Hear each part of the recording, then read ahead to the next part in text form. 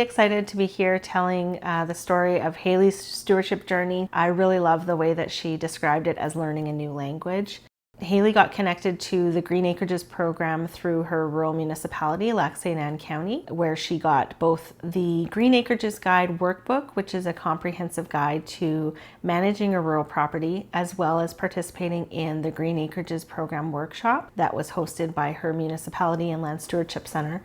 After the workshop, she reached out, and Lorraine Taylor and I were able to visit her property to check out the localized seasonal flooding that she was experiencing and make a few suggestions as to some interventions she might want to take to deal with that. So we talked about doing a bioswale and or a rain garden, and Hayley actually took on both. And she added some permaculture elements to her project, which I think is a really neat way to make use of that extra water to grow food. There's a lot of squash in here. Wow, I'm going to be making some squash soup. We were able to actually cost share some of the expenses that were incurred in putting this project together through the funding that Land Stewardship Center currently has through the Government of Alberta's Watershed Resiliency and Restoration Program. It's an interesting story because I can't quite remember. I think it was all Lorraine's fault actually, because I was on her case emailing her to the county to find out what courses were on, and she kept sending me stuff, and then this project came up about the Green Acreages, and I was like, wow, this sounds perfect. I just moved here, and so I knew nothing, and so I signed up, and it went from there. And I just didn't think I could manage such a big project. So I think that really, for someone like me, who's really new to everything green, it's like incredible support to get you off the ground into something, like from one step into, I mean, I think I went from here to there in a very short time. And the language evolves, and sometimes you're talking gibberish and you just don't get it, and sometimes it just becomes like really clear. But it was a new language on so many levels. I mean, like everybody was speaking the same language. I didn't know the language till I could hear the language from someone else, and then he's saying this and that, and I'm like, but that's exactly what I want. So it was Curtis Iwancha from Expanding Edge is the permaculture company I used, and yeah, he was so supportive and exceptional in what he knew, and he just nailed it basically. I said, this is what I've got funding for, and he was able to implement it. So I think it really pays to get professional advice at 100%. And I remember when you guys came out, it was like Lorraine was even seeing a vision of the slopes and the water coming down, and you were like this, and I was like, wow, you know, it was like it was really moving. And even in the space of that interview in time, I was already learning things. So there definitely was like a organic flow and process to all of this. But it was definitely all of us together. It wasn't just me. I just happened to have the land. It was so important to me because I just didn't see any value having a beautiful property like this and not doing something self-sufficient and sustainable to it. It just didn't make sense to me. And that was the crossroads I was at when I said I have a photo of me sitting on a bench processing and like really considering all of this. And it was a big decision, but I just could not see myself moving forward here without doing something that would benefit everything. And I know without a doubt that what I've done has created such a harmony and oneness out here. There definitely is an energy that is, everything is benefiting.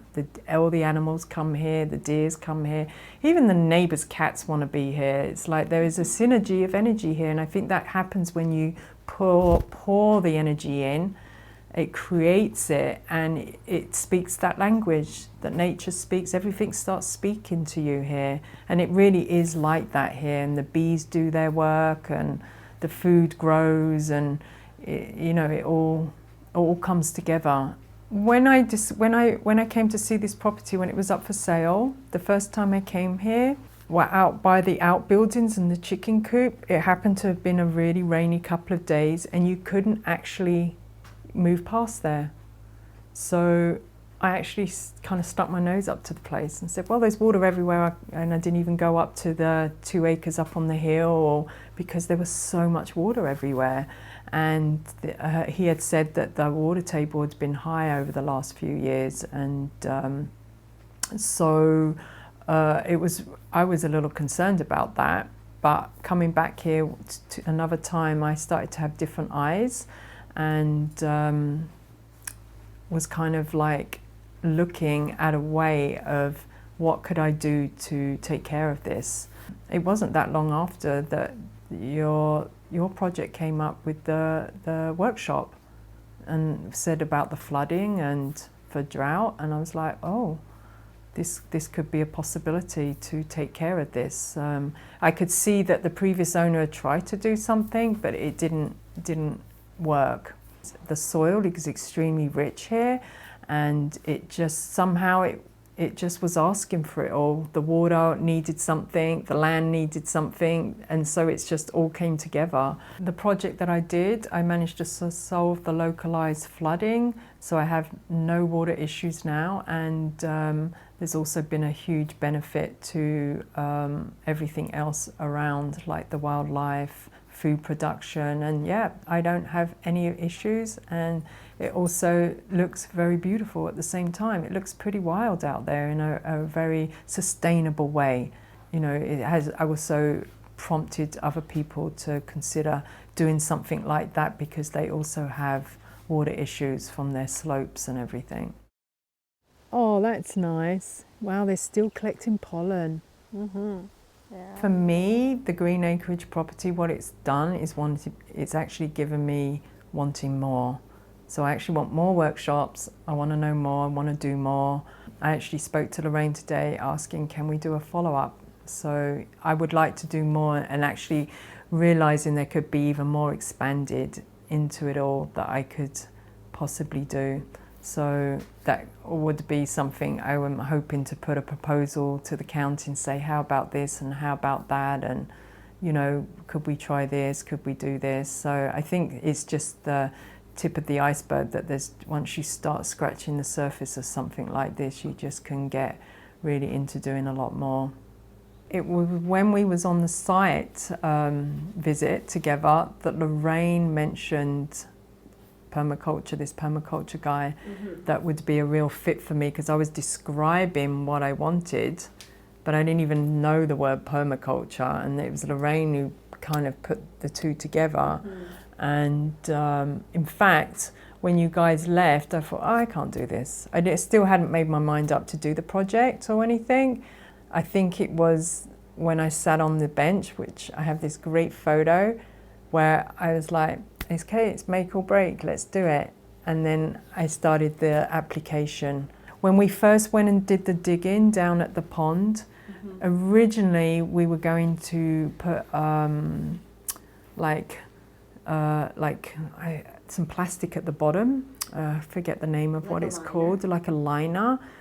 But when we went down, we found spring water there, and the soil and everything was so good that we just left it to be organic, so that everything could, be like grow from it. So there's a lot of frogs down there. You get a lot of frogs singing. There's so much habitat that is from not putting a liner in that has come from that. And I think that was one of my favorite things when we realized that we weren't going to use a liner. That was really special. And because somehow it all came together, it was like, this is what it's about. It's not about me having water filled all year round there. It's about this, like everything being able to participate, all creatures, all animals, the frogs, and the liner, the plastic would have changed the whole organic process of that. not only is it giving it curb appeal, but this is a living piece of land now. It's not just a beautiful acreage with some land out there. It's living, it's working for itself. Everything's working together. Reach out to your county, because I mean, that's what I did, and I was pleasantly surprised how much they supported and helped me, and it's the last place I thought I would get any help. So I just didn't even consider where I come from in England. It's not the norm. So this was really like wonderful. Within Lac Ste County, we have a variety of properties and types of landowners. So a big piece of it is agricultural, but especially in the east end of the county, we have acreage owners, we have rural residential, and also recreational properties, because we have several lovely lakes here. We attract a lot of recreational interests. We really value the connection that we've had, or the partnerships we've had with the Green Acreages program through Land Stewardship Centre, because of the fantastic resources that they have. The Green Acreages manual is so well laid out and very comprehensive, and we know that a lot of people moving out to the country, this may be their first experience in rural properties, and there's a lot of moving parts that need to be taken care of, and that really helps out. The workshop, the Green Acreages workshop, has been a wonderful resource for us to engage with acreage owners, so that we can connect and let them know what resources we have, but also to answer their many questions and help them think about what sorts of possibilities there are on their land. One of the reasons we're really interested in engaging the acreage owners in Lac Ste County, we have more than 6,000 acreage properties that are 20 acres or less.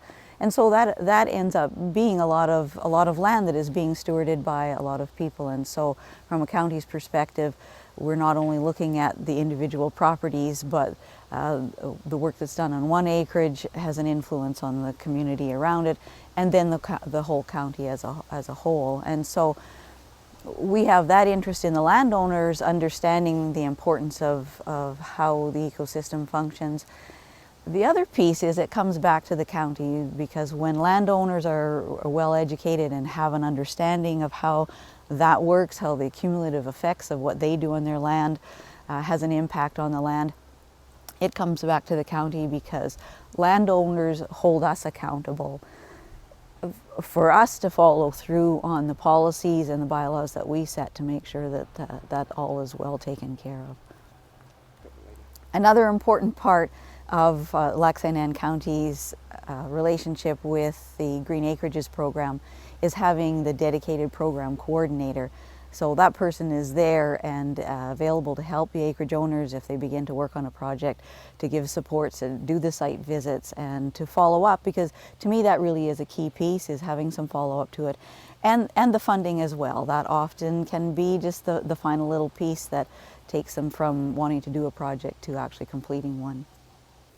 Yeah, it was just so beautiful in the spring with the snow and the ducks, and just seeing my fruit, because there's 3 levels of fruit here, which is like there's down here. What is next? It's a good question.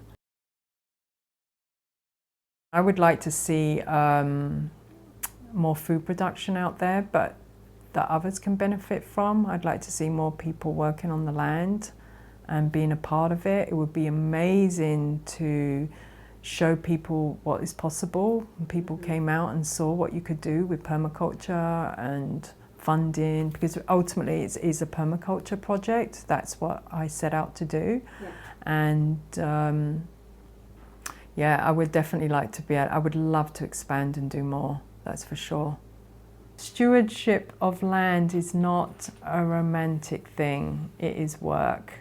And I think if you're going to take on land needs to be taken care of and respected, which means you've got to put the work in, and you've got to live it. You really got to live it. You've got to really be in it, and you've got to say yes. You can't go in half-hearted, because the more you work with the land, the more it will demand from you, and be it growing food or having animals, it requires 100% of you, and that is an ongoing learning curve, and and it's also an ongoing language, so you're constantly learning new things and being taught. So it's a mutual exchange. The land will teach you, but you've also got to give yourself over to it 100%.